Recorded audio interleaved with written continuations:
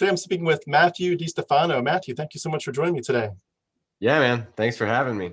I appreciate it. And also getting up early here. You're out there in California time and I'm here on the East Coast. So I appreciate you doing an early morning interview. I just want to give everybody a brief bio for Matthew if you don't know who he is. He is a best-selling iconoclast author, a blogger, a podcaster, a longtime social worker, a hip-hop artist, which I'd love to hear more about in a second. He's an advocate, an outspoken advocate for nonviolence. And outside of his writing and his speaking, he also gardens a lot, does hiking and soccer, and he lives in Northern California with his wife and daughter. He is the host of the podcast called the Heretic Happy Hour, which I'm going to ask about in a little bit, and the website that goes with it, allsetfree.com. He's a regular contributor on Pathos, and again, a musician, plays the guitar, piano, drums, and recently recorded a hip-hop album. So could you fill us in on anything I got wrong there and anything else that you're up to? That's yeah, I'm an eclectic guy. You are. And I think that pretty much covers it. I'm also a Tolkien nerd, so we can add that in there. Really? Yeah. Do you like C.S. Lewis stuff too? Not as much. Yeah. I mean, I appreciate Lewis for what he is, but no, I don't think, like, for instance, the Narnia books can even compare with the any of the Middle Earth stuff. Yeah. For some reason, C.S. Lewis, when I was at Bible college, C.S. Lewis was like where it was at. Everybody had classes. You can go to evening seminars. It was all about C.S. Lewis at the time. Yeah. I also thought it fascinating how somewhere around that time, give or take, that book came out where the one researcher, I think at Harvard, had realized that his Narnia series was based on the planets. And kind of like once you realize like where the structure came from, everyone kind of goes back and it all starts over. Like you're looking for the planetary motifs in this book. So that was pretty cool. Oh, interesting. Okay. Yeah. I was just curious, could you tell us a little bit more about your hip hop? I don't know we're going to talk about much, but I'm curious about it. Yeah, let's kick it off with that. No, I've recorded an album, like just a 7-song album, and I haven't released it yet because I'm still doing a little mixing and some mastering. And I'm doing it all on myself, on my own. I went to school for music as well as education, liberal studies. So I have some recording arts background a little bit, enough to put out. I'm just doing, it's like a passion project, which is another way of saying something that won't make me money. So yeah, I'm just doing it for fun. I've been into hip hop for my whole life. Going back to like hiding Snoop Dogg's Doggy Style from my parents, the tape. I'm totally dating myself right now. All the way through Biggie, Eminem, Kendrick. I just love it all. So I tried my hand at it. It's a different style of writing than I was used to, but I've been a musician for a long time. So I hope it's good. I don't know when the release will be. Sometime in 2021. That's awesome. I look forward. I'll pick that up when you do it. I'd love to hear it. Well, it'll be all on streaming and all on free. So yeah, I'll be sharing links and stuff later. Awesome. Is any of that related to your like your books and your video and your website, or is it a totally separate kind of topic? Well, I mean, with hip hop, a lot of hip hop artists, and for me specifically, like it's just about being real and raw and speaking about things that you need to get off your chest and doing it in a way that has flow and, wordplay and rhyme structures and all that. But so, yeah, I mean, it's about the same sort of topics that I would talk about on podcasts, about spirituality, about the church and the problems I see in the church and conservatism, especially. So I do talk about that, but you have to put it in a way that is musical. And so I know people on Fox News would say hip hop is not music, but I disagree. Yeah, I'm sure it's awesome. I look forward to hearing it. Could you tell us a little bit more about what the Heretic Happy Hour is all about? What do you all do there? The Heretic Happy Hour was born out of an idea about, it was 3 authors, myself, Keith Giles, and Jamal Javanji, who were authors for a publishing company called Choir.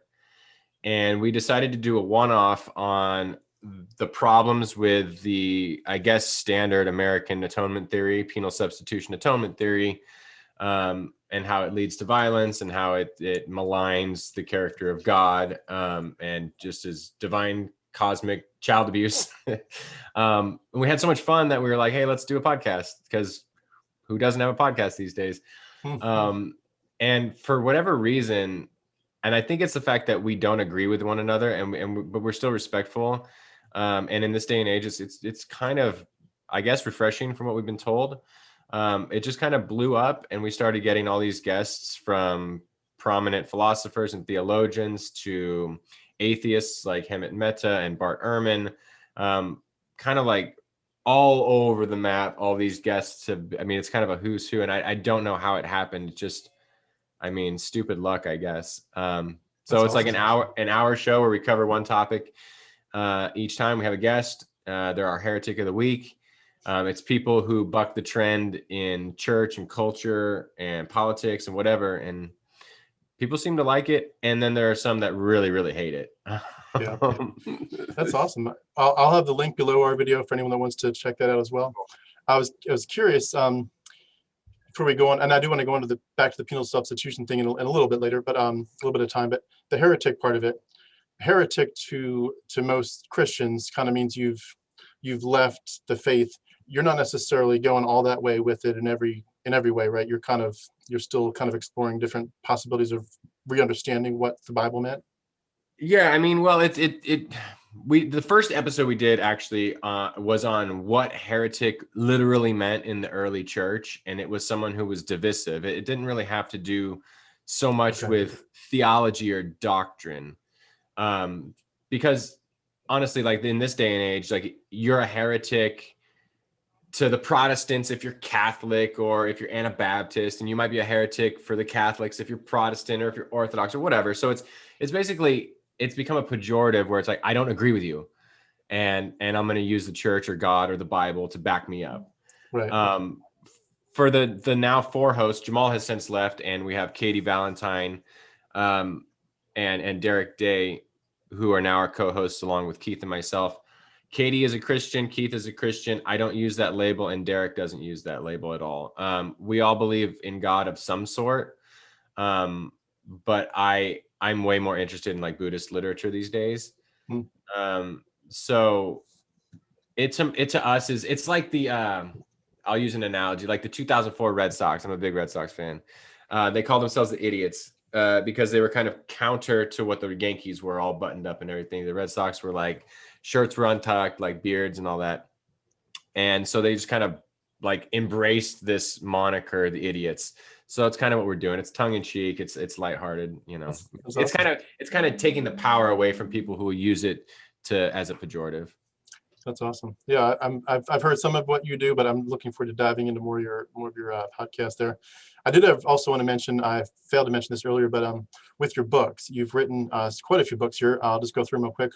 All Set Free, From the Blood of Abel, A Journey with Two Mystics, Heretic, Devoted as Beep, and the Bonfire Sessions. Is that all of them?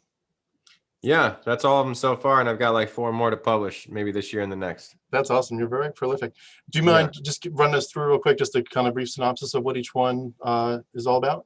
Yeah, sure. So All Set Free was my first book, and it was in 2015. And at that time, I consider myself a Christian universalist. So I was defending the doctrine of universal reconciliation through a Christian lens. And so now I've kind of moved a little bit away from that. But yeah, that's, maybe we can get into that later. That's just the idea that everyone eventually will be saved. Yeah. To Rob Bell perspective, maybe. He might disagree because he doesn't like to make a stance on that. But yeah, okay. Yeah, sure. From the Blood of Abel was a book about violence and mimetic theory. So René Girard, the French philosopher, literary critic, anthropologist, kind of using his work and interpreting culture and specifically the Bible and how it relates to violence. So that's what that book's about. A Journey with Two Mystics was the first book I wrote with my best friend, Mike Machuga, who is a Buddhist. And it's just a collection of letters back and forth. The Bonfire Sessions is similar to that. It's more of a transcript and a conversation. So it's a series of booklets that we're doing over the course of like 3 years. Devoted as, I guess we're not cussing here, but Devoted as F is a quasi-devotional. and I hate devotionals. I've never read one. I will never read one. So I wrote one. But if you read it, you would be like, oh, this is not a devotional, but there's room to like write and do all that kind of stuff. But it's snarky and sarcastic and all that kind of stuff. And then did I miss one? Heretic. Oh yeah, my most popular book by far. Heretic, Jesus. Heretic sets out to answer 10 questions that 10 rebuttals that I get from evangelicals about my theology or what I believe and why they think it's problematic and why I think it's not. And I'll just give the subtitle for that, which is interesting. An LGBTQ affirming, divine violence denying Christian universalist response to some of evangelical Christianity's most pressing concerns. It's a great subtitle. It's a handful. It's a mouthful. Yeah. Yep. That's Yeah. So there'll be a follow-up that I'm working on now called Apostate, and I dropped the Christian part of the Universalist. Gotcha. So I'm just curious, not to jump ahead, but you would not be a Universalist at this point? No, I believe that in some way, I don't know the metaphysics of it, but in some way, everything's going to be fine for everyone. Yeah. I don't know how it works out, and I don't particularly care. Gotcha. Well, I was curious before we dive too much into the kind of the meat of some of those topics. I'd love to just hear a little bit more about your background. How did you grow up, especially as it relates to Christianity and religion?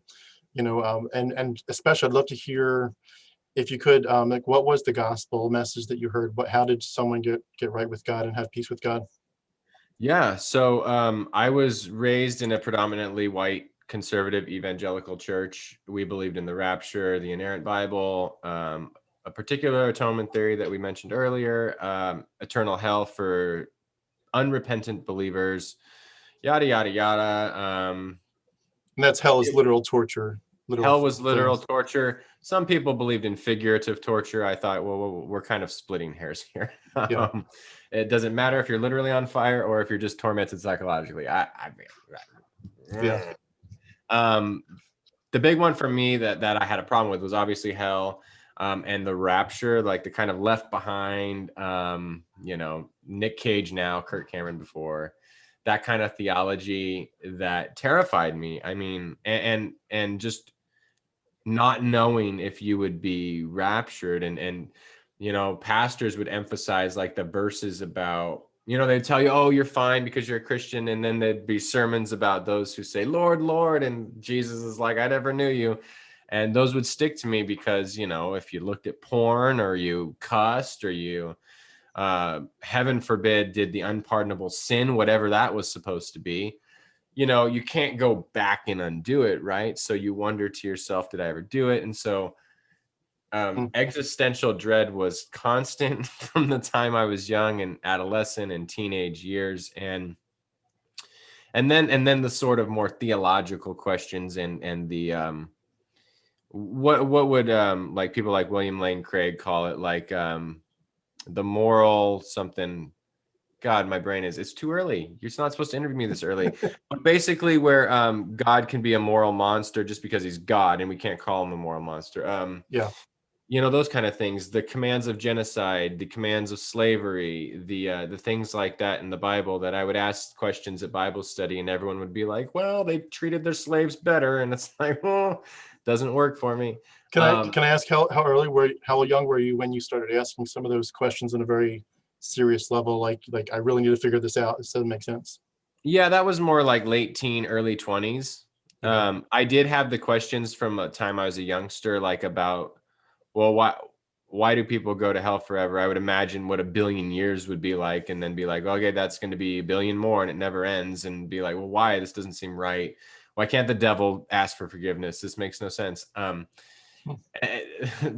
Those are very, I guess, crass ways of getting to more developed philosophical questions later on, about, what was goodness, and how can we call God good if he either allows or forces an eternal hell upon people, and how is that loving to the ones who are saved? How do we reconcile it if I'm so-called saved, but my grandfather wasn't? He was an agnostic. My grandmother was an unpracticing Catholic, like everyone's grandmother from Sicily was, so how can I reconcile that? And how am I ever going to be okay in heaven if my family's in hell? This makes no sense. And, the answers, you might have some experience with this. I don't know. A lot of people do. The answers that people give, just like, I just think, like, you give me an answer on why that's okay or why that's justified, and I don't even think you believe it.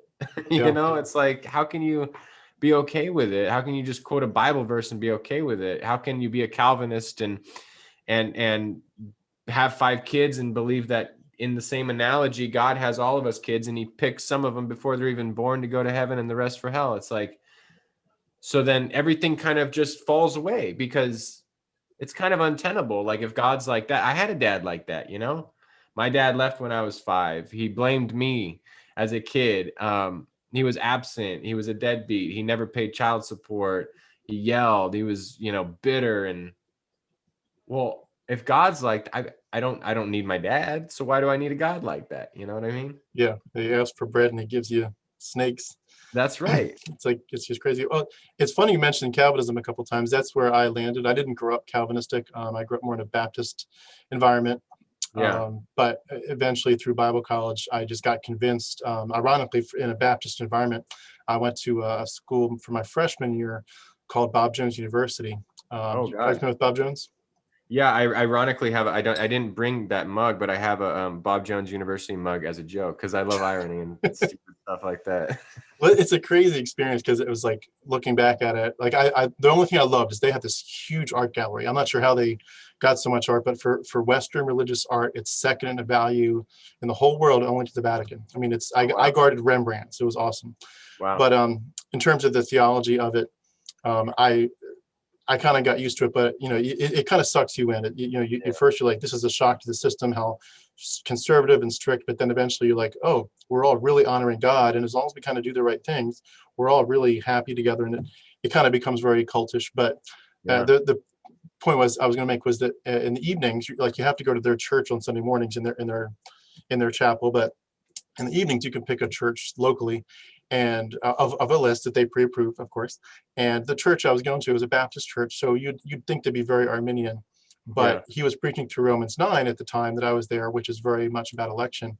And he was basically saying, like, look, you bow your knee to God's word no matter what it says. This isn't about fighting God. And he's like, if it says, you have to believe, it's up to you, then preach that passage like it is and believe. And if the other passage says, I'm God, I pick who I want, some people for glory and some people to basically to glorify me through burning, I'm God, bow your knee to the word. And it was funny, he actually gave an altar call to say, will you bow your knee to God's authority, even when he says, I elect who I want to elect, Jacob have I loved, Esau have I hated. And it was that kind of spurred me on, and I ended up being very Calvinistic right up to my deconversion. So it's interesting you mentioned that. Yeah, well, I was never a Calvinist. I just, the people who took the Bible really seriously from our predominantly Arminian church became Calvinist. And they had all of the apologetics and all that. And I had already, like, when my friends did that, I was already like deconstructing and kind of moving away from evangelicalism of any stripe, shape, or form.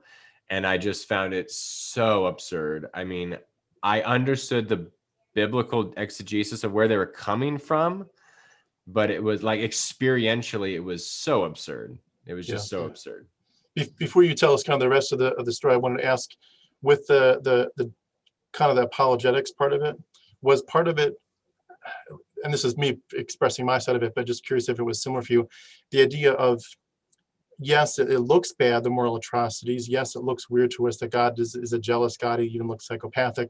But if you could understand, if you were truly holy and you could see God see the world as God does, you would not in any way pass judgment. You would, number one, see yourself as, you're the slave, you're the created one, and he's the creator. He's the definition of right and wrong. But number two, if you could actually have his mind, you would see that his is just, it's the white hot, beautiful glory of his being. And that you'd ultimately say, yes, if God needs to elect people to burn in the fires of hell to give him glory, then in that, maybe like in heaven, in the glorified state, we will actually bow our knee to that, to that mentality, because we will be perfected even in our thinking. And of course, the corollary is, either way, he's the king. You can't buck the king. You can't blaspheme the king. Yeah, that's like very antiquated Middle Ages type thinking. Yeah. For one, we can't remove ourselves from our experience as a human being. So I would always the Calvinists would say basically that. I mean, obviously you were a Calvinist. Well done. But to my shame. no, I mean, it was spot on. I feel like I've heard that 10 times before. I never understood how are you supposed to see it like God, and why is that God? I mean, it totally raises the question, and it presupposes that is what God is like. And I have no experience of that God. So you may well have just said the flying spaghetti monster when you said God, because I don't have an experience of that. You don't have an experience of that. So I think you're kind of talking out the bum that God gave you. Yeah, exactly. I got that answer too. You're not seeing it from God's eyes. And I said, neither are you. You're seeing it from your eyes. And frankly, you're seeing it you're trying to put it through a theological lens, but your theology is not necessarily God. Yeah, exactly. So what happened next is and I got to say too, I'm jealous of you for asking the hard questions so early. I literally didn't even start asking these questions till I was around 40. I just knew that God was in control and that what he did was right. So it took me a lot longer than you, but after you're asking these questions, it's not making sense to you. Different people take that different paths. I took it one path, other people take a lot of different ways. Where did it take you after that? Well, it took me to a place where I never concluded that there was no God, but I concluded that if this is what God is like, I literally cannot worship that God any longer. I led worship as a musician in multiple teams, and was kind of the infielder who gets moved from third base to shortstop to second base. I kind of played them all. So it was my task, my job as a Christian on Wednesdays and Sunday morning and Sunday afternoon and Sunday evening to lead worship.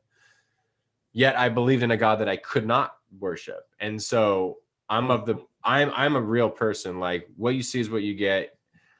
I do to a fault. I don't lie. I don't sugarcoat it. And I just got to a place where I was like, well, this God may exist or this God may not exist. I don't know. I'm agnostic about that at this point. But either way, like, that God is not worthy of worship. And it's not worthy of praise, because I'm not going to praise my dad. I'm not going to praise people who commit violence against other.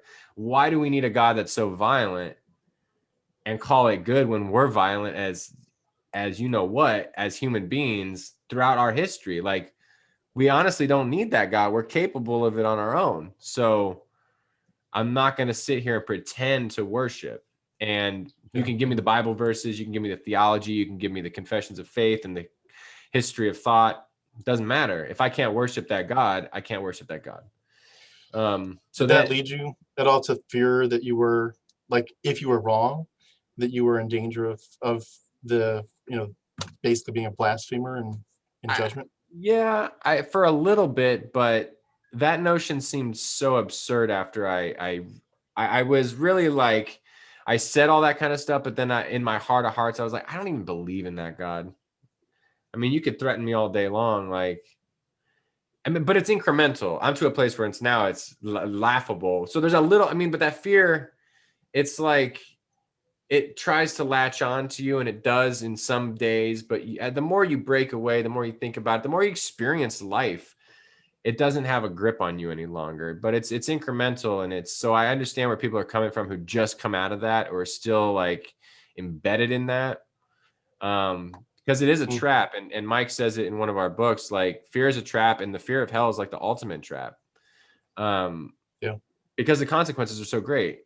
And so I always laugh at the Christians who say, oh, I don't want you to become a Christian because I did, to their kids or whatever. I want you to have an open mind. It's like, no, you don't, because if they conclude not Christian, they're screwed. How could you want your kids to take that risk? But for me, I broke away from that. But then it's like one of those things, like a light bulb switches on. It's like everything you were ever taught was someone's theology. Yeah. It doesn't mean it's right. It's someone's theology. And it doesn't have any power over you necessarily.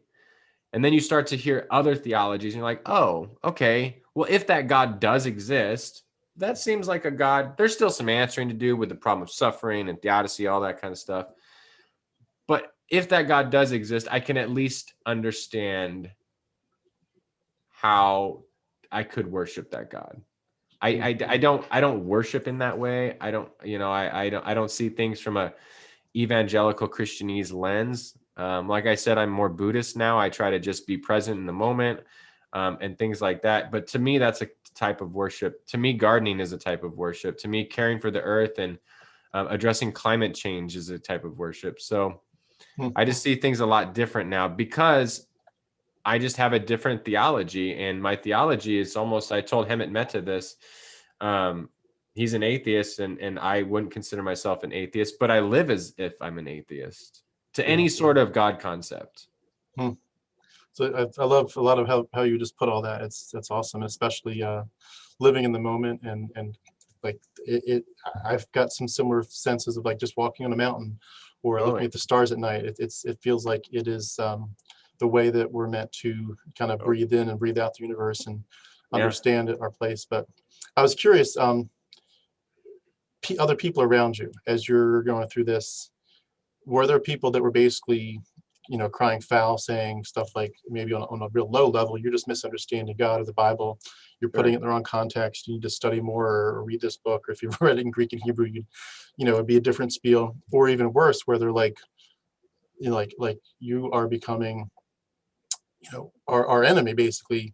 And then did some of those questions, either earlier or later, did they lead to any kind of shunning or lost relationships, or were you able to kind of navigate and keep those bridges open? Or no, that was the toughest part.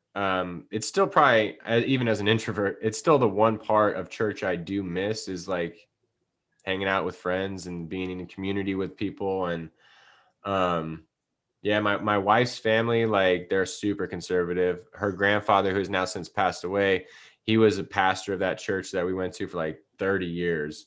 well, So it was tough. And for those who don't know me, like, when I write something, like, it's going to be shared, like, people are going to come across it. And so they did.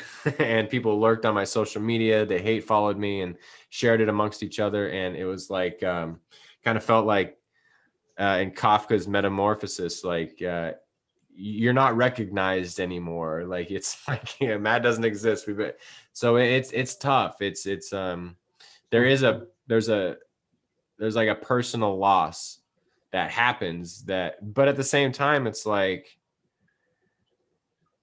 you can't, at least for me, like, you can't let ideas that you think are harmful go unnoticed. Like, I've met so many LGBTQ people who have been harmed by the church, who I'm now friends with. And the guy who runs my website's a married gay man. Like, I have like so many friends who, that theology that we had, I can't not talk about it because it actually harms real people in real time. So there is a risk to it, but it's a risk I think that's worth it. And I mean, it doesn't mean I didn't make mistakes and I wasn't angry.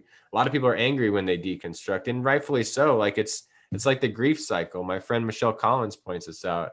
So you're going to have all these raw emotions, and I could have done things a little more tactfully. But even when you do, I know friends who are like super sweet, super respectful. They don't cuss. They don't rock the boat at all. If they have one question, they could be shunned.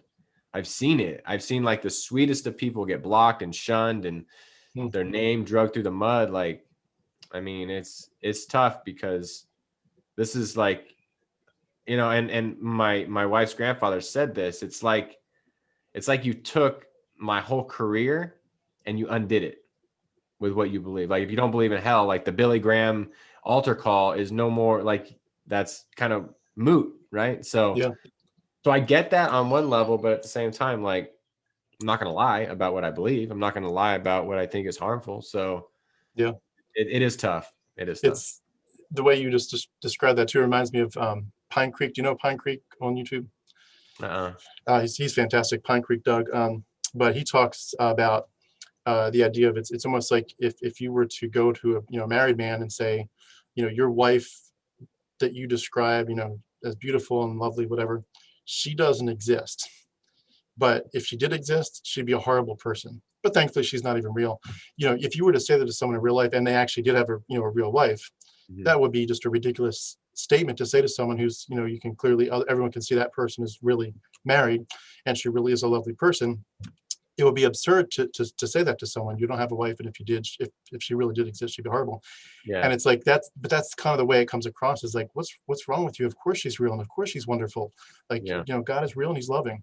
And for people to be able to get past that and actually understand what reality is about, it's a very hard pill to swallow. And I think too, it's awesome how you touched on being willing to speak up, because I've seen in different conversations I've had where some people can't. Like, some people might be in a certain country where it's dangerous, or they lose their job or whatever, and to be able to speak up when you can.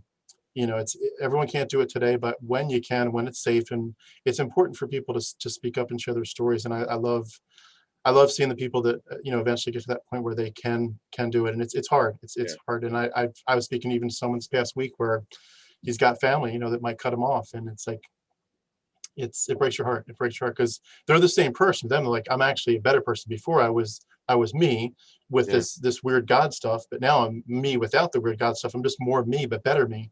And for them to reject the better you is a very weird experience. But it's I'm glad you mentioned that, because for some people there is a sort of a level of privilege to be able to speak up and have it. I don't say this lightly, but only lose family members, because you could literally be killed in some places. So being killed or losing family members, I mean, both are tough, but one is certainly tougher than the other. Yeah, I love too how this is a quote from a different video you did, but you were answering a question about your beliefs, and you said you can't choose to believe something that you can't really believe.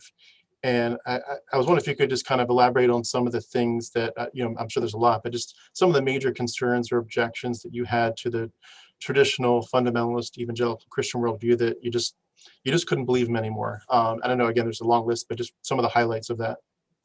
Yeah, I mean, let's just take hell, for instance. Like, if you find something unbelievable, or let's take theological out of it, a flat earth. I have no reason to believe that. There's no evidence for it. It seems absurd. It seems like it's like violates Occam's razor. I mean, all these things. I can't choose to believe that the earth is flat. You can point me to your YouTube videos and your so-called evidence, but I'm going to go with the side of the scientists and 99.9999999% of them. So when people say, oh, you just have to believe harder, or you just have to believe, you have to put well, I can't believe something that I find incredible. Like I even if I wanted to, even if I prayed harder, even if I read my Bible more, it's like seeing something and then pretending the next day that you didn't see what you saw. And it takes a willingness to be able to peek behind the curtain. I think we do have to have that initial desire, maybe, to want to do that. So for the fundamentalists trapped in fundamentalism, if they saw what I have seen, and I say that loosely, of course, I don't know if they would believe in fundamentalism anymore. However, I don't think they want to peek behind the curtain. I don't think they want to act. I think they'd rather read that Bible verse about slavery or whatever, and they want to just push it aside. Because if they really dug into it and it says what it says, or, go slaughter the women, children, the donkey, cut down the trees even, geez. But keep the young virgins for yourself. Right. If they really addressed that honestly, the house of cards may come down. And I think they might know that. I'm not sure. Some people I think might know that. So I think it takes a desire to initially peek behind that curtain, but the people, and those of us who have, like, I can say all the right things. I can go to all the right church services. I can go to all the Bible studies. But I can't believe what you believe, because I just can't believe it anymore. Like I've tested that out. I've weighed it out. Like, I lost actual relationships testing that out. So yeah, how can you go back? I love how you're kind of alluding to the idea of whether or not we really believed it when we did, because Totally. I thought that a lot too. A couple of quick examples. When you see somebody that's a Christian and that has passed away young in life, maybe in young 20s or something, maybe a young parent just had kids, young kids, and now they're gone. They've left a spouse behind, young kids grown up, and but the person was a Christian, and everyone around them is a Christian, and yet it's like a nonstop tragedy for decades to come, of like, whoa, this is so sad, this is so horrible. And it's like, wait a second, if you really believe that person is now in heaven, completely free of whatever disease they had or whatever, they're just dancing in front of God, completely joyful. This isn't really a tragedy. And yet to the Christians, it's like, oh, it's this ongoing tragedy. Every time the Facebook memory pops up, it's like, oh, this is so bad. And even just this even more simple example, like the joy of the Lord. Like if you look at Christians fail miserably at everything that everyone else is failing at, but you just look at them and you say, do you really have joy? And I know I looked for it in church and Bible college, and I saw people struggling with the same stuff, depressed as everyone else, confused, mean, nasty, snarky as everyone else. And in terms of like, you're going to have this fruit of the Spirit. If it's real, I think I would have seen it in 43 years. I didn't see it. And it's amazing. There's a lot of other examples, but well, on the flip side too, like hell, like I know Christians who have, even pastors, their kids are now atheists. Yeah. They don't seem worried. I'm like, how could you not be worried? So either you're heartless, and I don't believe that, or you literally really do not believe in this. Because if it were me, like I would be in perpetual angst, anxiety, existential crisis. Like if I believed in hell and my kid didn't believe in Christianity any longer or whatever. I mean, I don't know. I honestly, David Bentley Hart points this out in a recent book about like, it does not seem like any of these people actually believe in the thing that they theologically say they do. Yeah, it's a great point. And it reminds me too of the idea of that when you look at these people that see someone that's deconstructed, whether they've gone all the way to atheism or just something else, you would think that when they're looking at someone that was really in it, not the sideline person that just came, on Christmas and Easter, but the people that, went to Bible college, seminary, they read all the books, they heard the sermons, they know it, memorized thousands of verses. They were in this thing. They preached the gospel literally. And now they deconvert. You would think that one of the most natural effects of that would be to say, hey, it sounds like you learned something that radically changed your course. I would like to know what you learned. And I have not had anybody that's come to me from the Christian world and said that. And it's blown my mind, not just in the sense of like, why aren't they trying to win me back? If they really believe I'm now going to burn in hell, why don't you want to win me back to Christ? But even just on a more bland level, like if I was such a pillar of the church, so to speak, for the different groups and the missions areas I was in, and now I've left, don't you think I knew what was at stake? Like, don't you think I knew that I was in danger of burning in hell? Don't you think I know about all these little philosophical arguments of why we should still stay Christians, even with all these concerns about the discrepancies and blah, blah, blah? Like, I know that stuff and I still left. Therefore, there's something different about my thought process. But to them, it's like crickets. And I'm really surprised at how few people, for me, I think it's pretty much zero, who've asked me, what did you find out? Because you keep claiming you did this research for 18 months. What did you find out that made such a difference? They don't even care. They don't know what it is, or even what the genre is. And it is striking. It's strange, because what better testimony for the faith than to bring someone back like me, who wrote books, who did podcasts, who had this big falling away. Like, if you got me back, man, like crown on your jewels on your crown and all that good stuff. Like, or an atheist who's doing a podcast. I mean, my goodness, what a testimony. Exactly. But they don't they don't, and they don't ask the questions either. Like, I have some people who ask some good questions and all that, but most of them are gotcha questions. Hey, what about this verse? And it's like almost offensive. Like, yo, come on. I mean, I've been studying this stuff for a long time. Like, I'm moving, so my bookshelves are all packed and gone. But I mean, I've read so many books. I've done Bible studies. I've done all this. Like, you can ask me about Mark 9 all you want. I read it. I read it, man. I don't know what to tell you. It's funny too, and I'll go on to the next question in a second, but I just maybe end with this. I think there's a piece of this, and I may be completely off track in saying this, but I think there's a piece of it where there's an intimidation, not like a personal intimidation, but just like a philosophical, like if I've already been way above everyone else in terms of I studied, I did this, I did that. If I know all the questions and I've already defended them, like I've been in the apologist chair, and then you've deconverted. It's like if William Lane Craig deconverted. Like, what are you going to say to the man? He deconverted. He knows the answers. Who in their right mind would dare to tackle that? And it's like there's an intimidation factor. If William Lane Craig deconstructs, it's pretty much over. And I think there's that on a lower level. Not to put myself at that level, but just I know the answers. I've studied this, and I still do study it. It's a bit, sometimes it's triggering for me, to be honest. But I study the Bible more than I ever did before. I'm in it every day because I want to be able to produce projects, which you talked about earlier, projects to explain to everyone else who doesn't really know, where did this thing come from? Yeah. I was curious, did you deal with the issues in terms of these objections to the Christian worldview?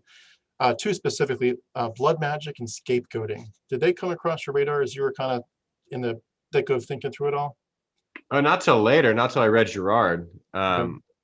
Girard came up with the mimetic theory that explains why ancient cultures were ritualistic, why they were sacrificial.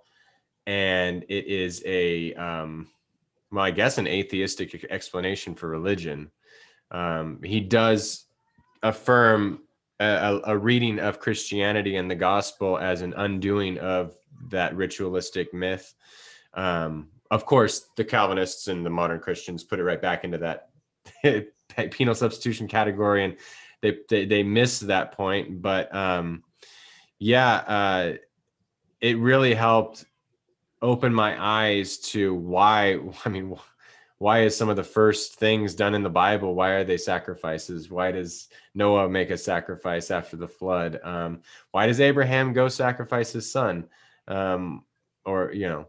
Some people say he did, but we walked down the mountain alone. But regardless, whatever that story is, why is this all throughout the Bible? Why is it all throughout our ancient myths? And it was a fascinating deep dive into mimetic theory and Girardian thinking. And so I do get into that in my book, From the Blood of Abel, there is a level of understanding sacrifice in a different way. And I find it fascinating. And I find it fascinating that Christians miss most of it. Yeah. Yeah. It's amazing. I was curious, just this we can keep this short if this isn't an area you want to go down too far, but I was curious about the whole question of the sources of the New Testament. And I just wanted to give some examples real quick if I could. A lot of Christians, myself included, I mean, having studied the Bible my whole life, having memorized chunks of it, mission school, all the above, endless sermons and books, but I didn't know a lot of where it came from. And so I'm just going to read a quick list here. There are, number one, other books. Before I even say the sources, but there are other books. They didn't tell us, they didn't tell me at least, there are dozens of other gospels. There are at least 6 other books of Acts. The canon is currently, portrayed to us as if it's this is the canon, this is what it's been agreed to forever, but it hasn't been, including today. The Ethiopian Orthodox Church, they never lost the Book of Enoch, ever. They've always had it, and they still do. There's other groups that have other books in them, obviously the Catholic Church, but even among Orthodox, there's different books. But even if you were to ignore that for the sake of argument and say, well, God preserved his New Testament, so we're going to go with what we consider the canon, what we consider Orthodox. The New Testament is full of quotes from, number one, Pharisaical teachings. It's full of quotes from the Essenes, meaning the Dead Sea Scrolls. They've clear copies right out of the Community Rule Book, the War Scroll, other books from there. The Apocryphal and Deuterocanonical books. Most people, and I was never told this, there's like 100 quotes from the Book of Enoch in the New Testament. I mean, if it's going to, and the Book of Enoch was written well before the New Testament was, if it's going to quote some other book, at least tell me where it came from. You can still describe it how you want to, but like, tell me. They don't tell you it came from the book of Jubilees, tons of quotes from Jubilees, from Maccabees, from Sirach, or also called Ecclesiasticus, from Tobit, from the book of Wisdom, Esdras, Judith, from the testaments of the 12 patriarchs. All these books in the intertestamental period, they don't tell you anything about how, not just like a general influence of the mindset and culture, but like direct quotes, hundreds of them. And that's one of the projects I'm working on, is to catalog them all. They also don't tell you how the New Testament's quoting directly, many times from Plato, Philo, Pythagoras, Aesop, and plenty from Josephus, especially in Luke and Acts. They don't tell you that the book of Mark is structured according to the zodiac, in the right order of the zodiac. They don't tell you that the Gospels clearly copy from the Iliad and the Odyssey, especially Luke and Acts, and that Euripides and Virgil are also woven into the Gospels.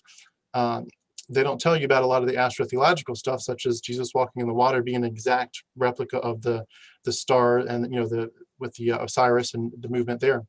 They also don't tell you about the general pagan parallels, such as there were other groups for hundreds of years beforehand saying, we have this god or demigod with whom you can identify, and it's a mystery, but if you go through initiation, you'll get the mysteries, and the initiation includes baptism and having a communal meal with us. And a lot of it included also blood, or identifying with death. And it's like, and that's just the tip of the iceberg. But when you add this stuff in, it's like, they don't even tell you where it even came from. And that's completely ignoring the Yahweh character stuff. We don't get told about Yahweh being the son of El and having a wife named Asherah. They just tell you it's Yahweh, end of story. Did that part of it, either before or after, did it become part of your journey? And maybe just to ask too, a parallel to myself, did you find stuff that you're like, why didn't you guys tell me about this part of it, about canonicity or origins? Like, what was that part of it like for your deconstruction? Well, yeah, there was a lot of, why didn't you tell me? And then I realized it's because they don't know. In the Protestant tradition, we do not teach history of Christian development, history of Christian theology, history of Christian thought. We don't teach that. They do in some Catholic schools, and they teach, Richard Rohr talks about this, they teach philosophy for 4 years before they open their Bible. So we do it the opposite in the Protestant tradition. We say, just open up your Bible, brother, which is absurd in my estimations. So there was a lot of, they didn't tell us that stuff. You were rattling off all of that wonderful bits of information, and I just kept thinking to myself, well, forget the New Testament. The Hebrew Bible, Genesis, right off the bat, is, it looks just like Romulus and Remus, looks just like the Babylonian Enuma Elish. I point this out in many places in my books, because, and this is what Girard helped me understand, like, and just because two myths look alike doesn't mean we can notice all the similarities, but we also have to notice some of the differences too. So we can compare Romulus and Remus. Romulus kills his brother Remus when they're founding a town based on interpreting some birds flying over. Romulus names Rome the city after he kills him. Romulus is the champion and the hero of Rome. It sounds like Cain and Abel, right? Except in the Cain and Abel story, you hear from Abel after he dies. You hear from Abel, his blood cries for vengeance because it was an unjust murder. And so it's like, okay, that's a difference. There's a creation myth that's different than the Babylonian myth. It's the same in many ways, but it's also different. So I love approaching this as an historian, so to speak, or I'm not trying to defend any of those things. I point out that in the New Testament, wisdom of Solomon is quoted in Romans 1. Maybe not quoted directly, but wisdom of Solomon 13 and 14 is very much like Romans 1. What is Paul doing there? What is going on when these things are quoted? Sometimes, in Christian circles and fundamentalist circles, will say, oh, Jesus quoted from the Old Testament, so therefore he affirms it. And I'm like, well, no, that doesn't mean that at all. Like, Jesus was very creative. There's a joke that Paul would fail seminary. Like, they quoted these things in ways that were not the traditional quote unquote way. So I asked a pastor this one time, how did Jesus read his quote unquote Bible? You know, using the Bible loosely. He didn't have a Bible at the time. And the pastor just looked at me and was like, that's a brilliant question. I was like, yeah, no one's ever asked that, ever, in my churches, ever, ever, ever. And I think it's hilariously ironic that that has never, everyone claims to follow Jesus. Everyone has a Bible. No one has ever asked how Jesus approached it. Was he creative? Did he leave parts out? Did he quote certain parts and not other parts? Did he manipulate certain understandings of things that he quoted? Turns out he did all of that. So did Paul. Yeah. So yeah, those were the kind of, I didn't really get into the canonicity and all that of why didn't you teach me all that kind of stuff. It was more of the theological, but I love that you bring that stuff up. I like to bring up the fact that Luther did not want to keep James and Jude and Hebrews in the Bible. Yeah. He wanted to throw that stuff out. Like, well, Luther's the champion of Protestantism. And you think the canon of scripture is the Protestant canon. Well, your guy didn't even want to keep all the books, right? Yeah. So I think the book of Revelation was on the fence for a while too. Right. And they still don't read it in the Eastern Orthodox liturgy. It's amazing. And the book of Revelation, well, there's John's Revelation, there's also Peter's Revelation. Well, we don't have that in our Bibles. I mean, it didn't make the canon. Well, is it important?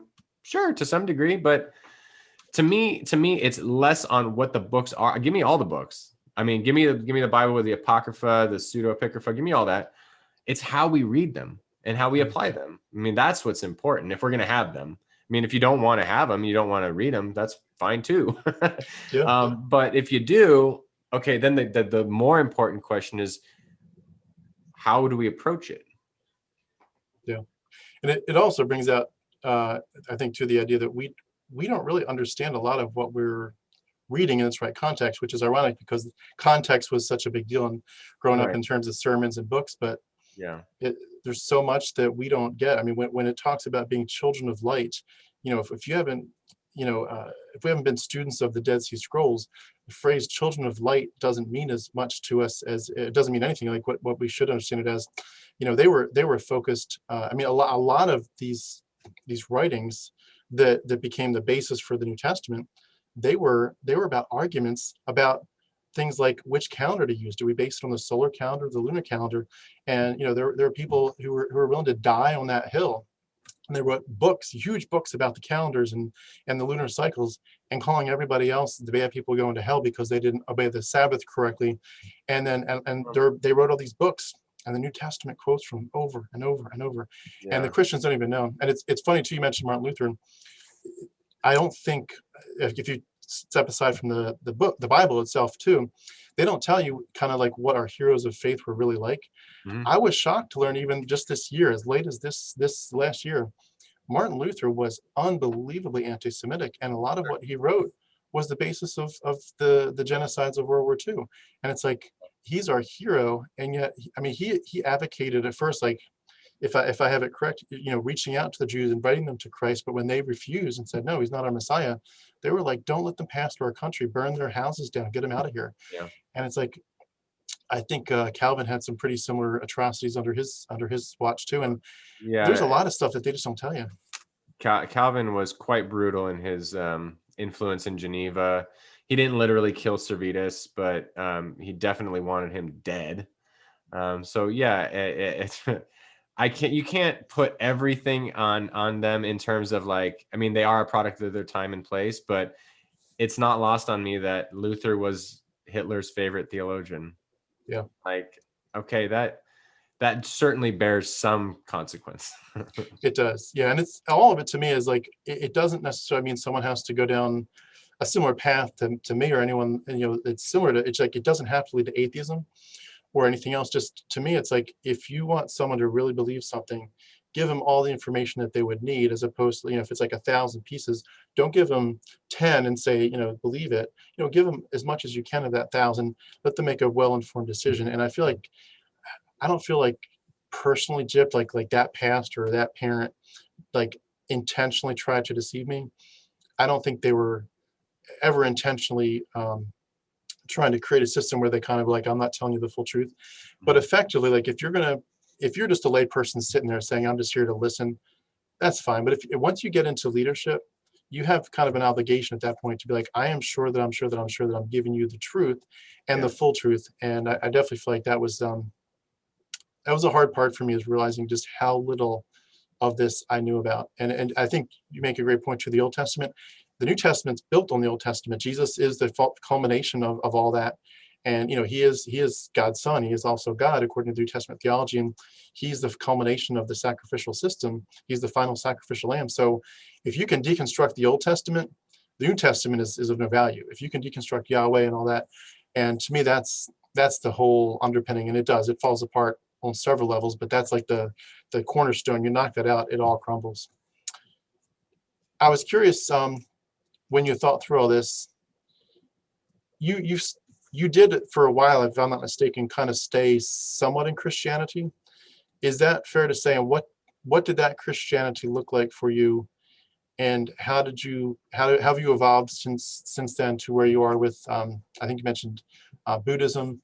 Like, what were your stages after you kind of, like, you knew you weren't a conservative evangelical Protestant Christian in an official sense?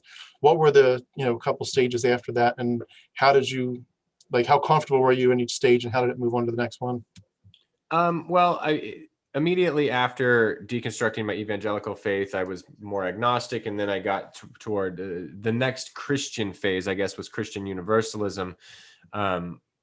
It did not include an inerrant Bible or a rapture or anything like that, but it was a theology of reconciliation based on the work of Christ. I'm fine with that now. I'm agnostic about that though as well. So, like my friend Keith Giles, a co-host of the Heretic Happy Hour, is there, and I'm totally cool with that. I think it's possible. But in terms of now, it's more about whatever I believe is secondary to what I'm experiencing in the moment right now. Yeah. And so in terms of practicality, I find the teachings of Zen or Mahayana Buddhism much more practical.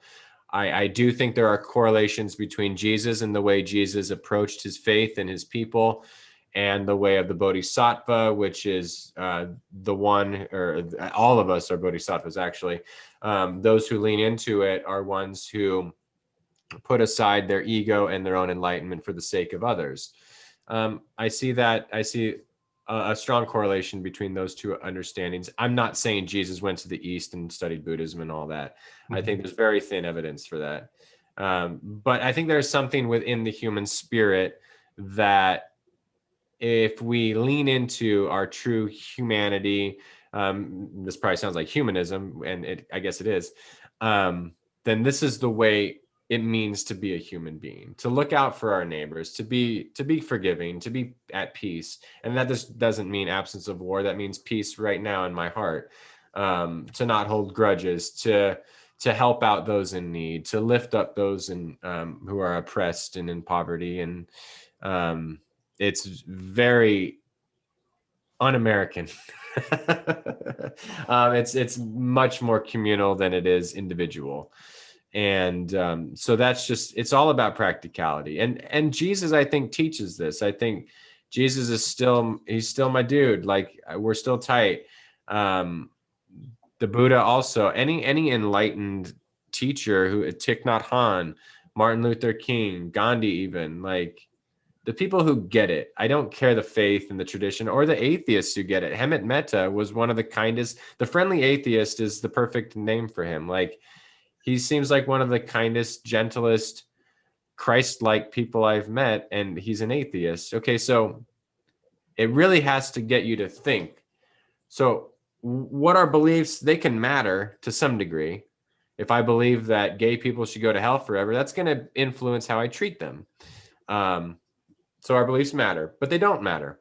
It doesn't matter if you're Sikh, Hindu, Buddhist, Muslim, Christian, Jew, atheist, agnostic, Wiccan, whatever. How are you living out your humanness, humanity? How are you living that out?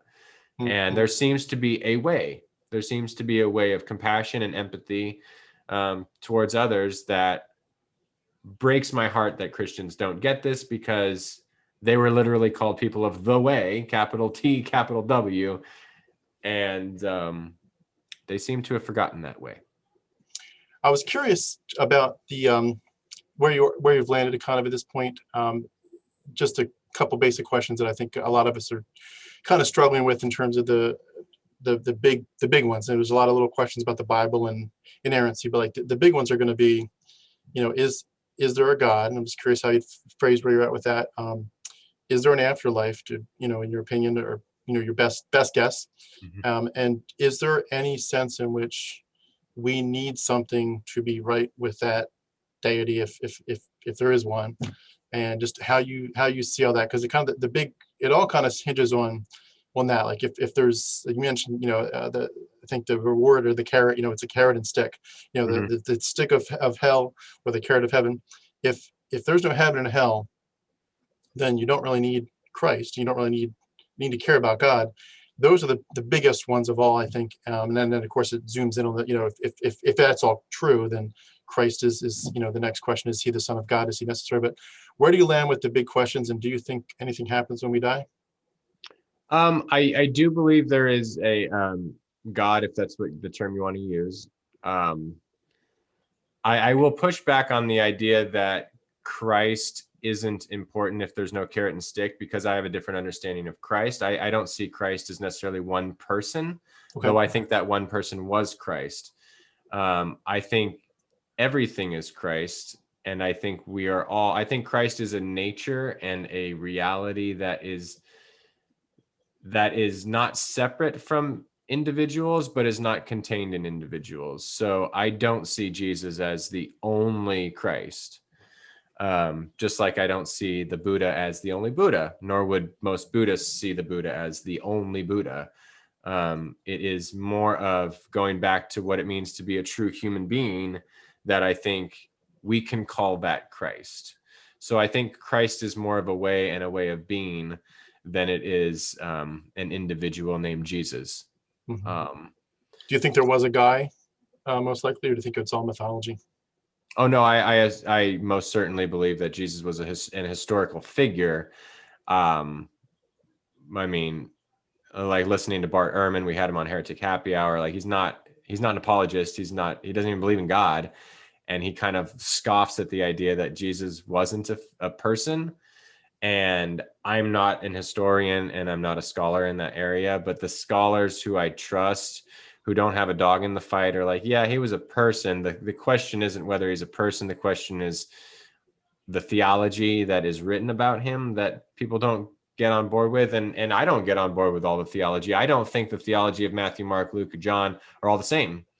And Ehrman points this out, that Jesus becomes God at different points depending on different gospels.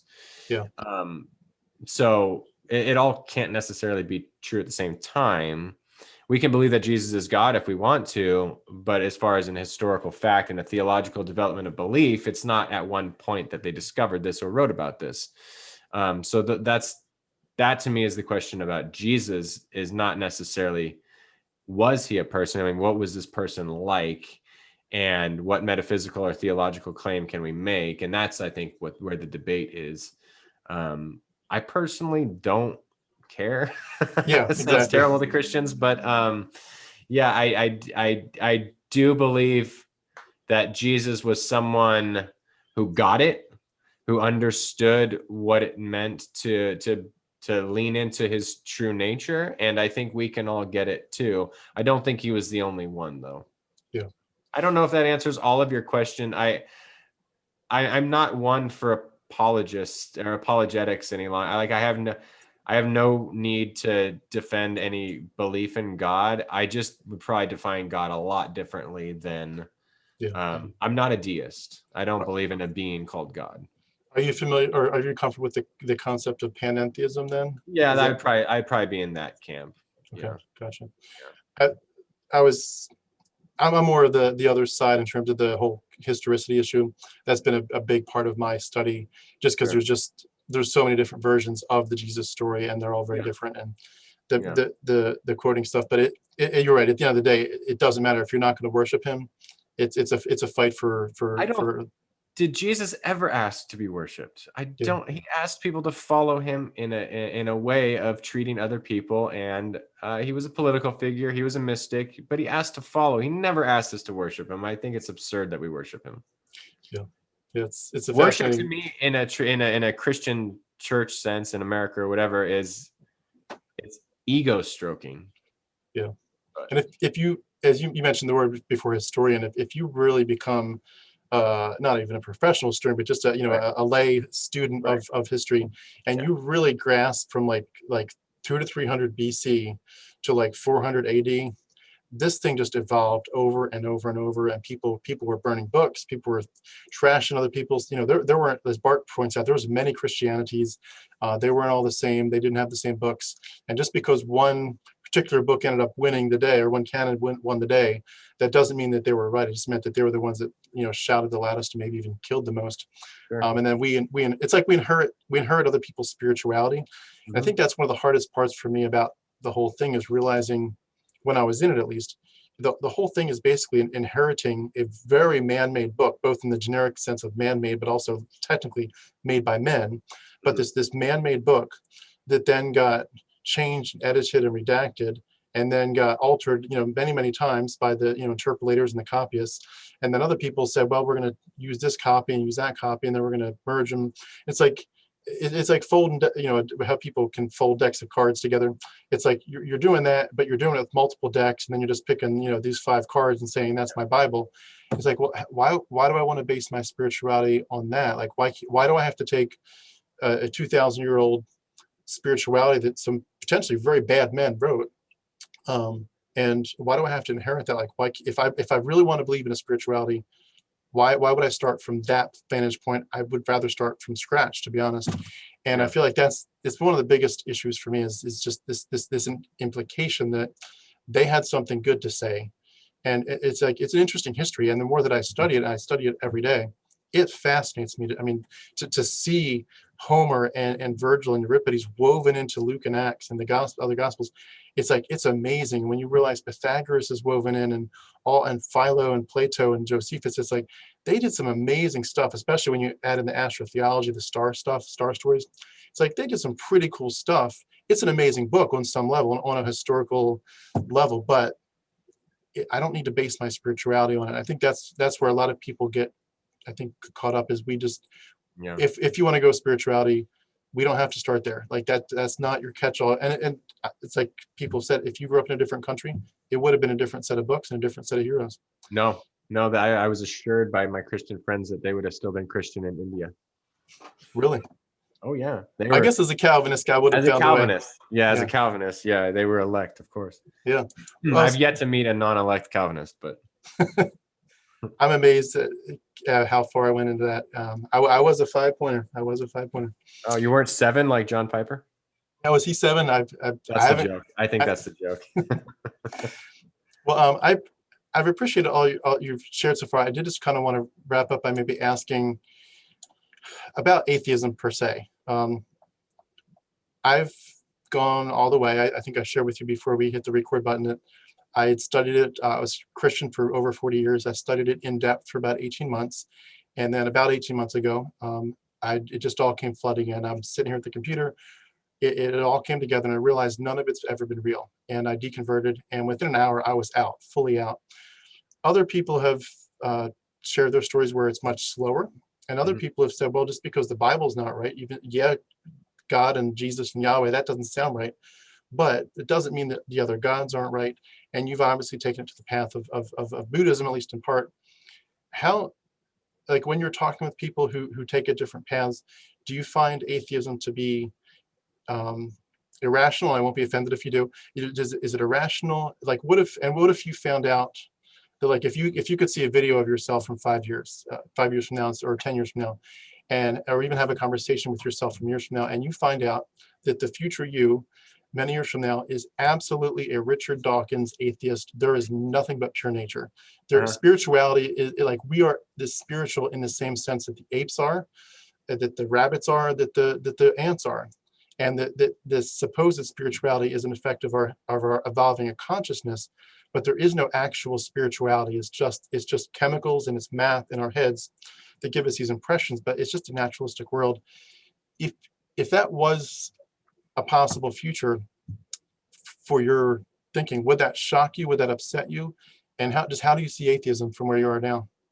Well, I have respect for atheists, and I find it to be a bit of a metaphysical absurdity. Like I don't, naturalism to my mind explains what is, not necessarily why something is instead of not is. So, and David Bentley Hart points this out in The Experience of God, being consciousness bliss. And he does it in a snarky, eloquent way that I can only hope to kind of, I mean, God, some of his sentences are so long. And I have to have a thesaurus out, but naturalism can't explain anything but what already exists. So why does that which exist? Naturalism can't explain that. So I would be shocked if I believed in a purely naturalistic universe in 5 years. I think what will change may be my experience of God or each other or the universe, but I find that to be a bit of a conundrum, and I don't think naturalism explains consciousness or where consciousness comes from. I think I have a hard time with that. I don't see that as a materialistic thing. Gotcha. And I'd be shocked if I ever did. I'm sure there's explanations, but I don't know. Yeah, I was just curious because I know that I've heard similar things before. And I appreciate you sharing your perspective. That was really good. Yeah. And I definitely have respect for people that, take a different paths, because we're all just trying to figure it out. And just because we know what one path isn't, that's not the right road, that doesn't mean we have the right road. And some of it too is just time. Like we all just need time to process what's happening. Yeah, and my advice to atheist or theist alike is to hold your beliefs loosely. I find the fundamentalist atheist to be just as obnoxious and annoying as the fundamentalist Christian. I mean, It's like, oh, you're certain that this is all just natural? I mean, just like someone's certain that their God is running stuff. I mean, I'll never be in a debate, a formal debate. I'd rather have a discussion like this where it's like, oh, you believe that? Okay, cool. Well, I believe this. And at the end of the day, are you helping your neighbor? And are you helping people, or are you hurting people? Yeah. I think part of it too, for me, and I think I'm representing at least a chunk of Christians in this, is that the way Christianity was set up for us was that this is so much better than all the other religions. The other religions are full of holes. They're full of myths, half-truths, mistruths. They're full of myths. They're full of errors, obviously, full of crazy stories, like riding a horse up to the moon. And, not like our Bible with the talking snakes or donkeys has anything crazy in it. But, I think the biggest thing especially was like all the other religions are about trying to work your way up to God. Like we'll be good, God, we'll obey the rules. And then you can say, yeah, I've opened up the books and I weighed you in the balances and you're better than your worst, so let you in. And it was like, but Christianity is grace. It's grace upon grace. God says you can't earn my favor. You have to simply fall on your knees, repent, and turn to the only true righteousness that can occur, which is Christ imputing it to you. He is your atonement. He is your sacrifice, and God clothes you with Christ's righteousness. It's not of you, and it's so beautiful. This grace, and the Romans road, and all the epics of Romans, and then I think when you live that way your whole life, saying this is the most rational, the most glorious, beautiful way to live and think. This worldview makes sense of everything. Mm-hmm. Everything else is like miles more deficient. That when that crumbles, it's like, I could go to some other religion. I could investigate Krishna. I could certainly investigate Allah. I could do all these things. I could investigate Jainism. But if I already knew that they were so deficient and the best one by leaps and bounds fell apart, like the rest is just like a waste of time. And I'm not saying that that's rational. I think that's the way it was constructed. And so once that fell, it was like the house of cards is over. Yeah. But yeah, I get that. I understand that. Yeah, for I'm me, sure other religions would say it the other way too. They'd say, no, ours they is would the say best. it the other way too, and then I would push back on the Christian and say, maybe you didn't even understand Christianity correct. Because if it's all about grace, and but it's only grace for a certain people, and it's like, what if you had a Christianity where the grace was truly for everyone? It might be a different type of Christianity. I'm not saying I'm not an apologist for Christianity, but for those people, it's like you have to realize that, like you've realized now, you had a very specific context of Christianity, just like I had a very specific context of Christianity, and it's more just about that tradition and that theology than anything. Yeah, exactly. Well, I did just want to wrap up by saying I love what you're doing. I think it's awesome. I hope your platform gets bigger and bigger. You're doing a lot, which I'm impressed by. I find it hard to even keep up with what I'm trying to do. I'm impressed by the breadth of it. You're definitely what I'd call a Renaissance man. And for anyone that, again, has not seen Matthew Distefano's platforms, I'll have the links beneath our video. Please go check him out, like, subscribe, and all that, and get his books. I'll have the links to his books as well. And I just want to say thank you, too, for your honesty and bravery, because I think a lot of this is people. This is just my perspective. I'm not speaking for everybody, but I think a lot of people are tired of the apologetics on both sides. They're tired of the people saying, "I know I'm right." No, you're, and like almost like on Facebook, where people kind of become very cold. Like, if you don't agree with me, you're an idiot, and all caps. And it's like people, I think they're tired of that. They know there's occasionally a place for a good argument, good debate, but for the most part, I think people want to calm it down and just say, can we just talk about it? We all feel very lost. We all feel very confused. We feel like we've been lied to maybe or something, but there's more to be said here. And we like to say it in a way, in a context that's safe, and that just addresses the real issues. It doesn't blow past them. And it's like atheists have some issues with what they claim, and Christians do too. And to bring them all on the table and say, you know what, at the end of the day, let's have a friendly argument. And when we're done, let's go have a beer post-COVID. That's right. Post-COVID, yes. And it's like, I think that's so critical, and I appreciate it. I definitely see that shining through. You definitely have a message, but you also have a method and a context, and I appreciate the way you're doing things. Well, thanks, man. Thanks for the kind words, and thanks for giving me your time this morning. Yeah, likewise. Absolutely. Hope we can do it again sometime. And again, everyone, Matthew Distefano, thank you so much. Thanks. Cheers.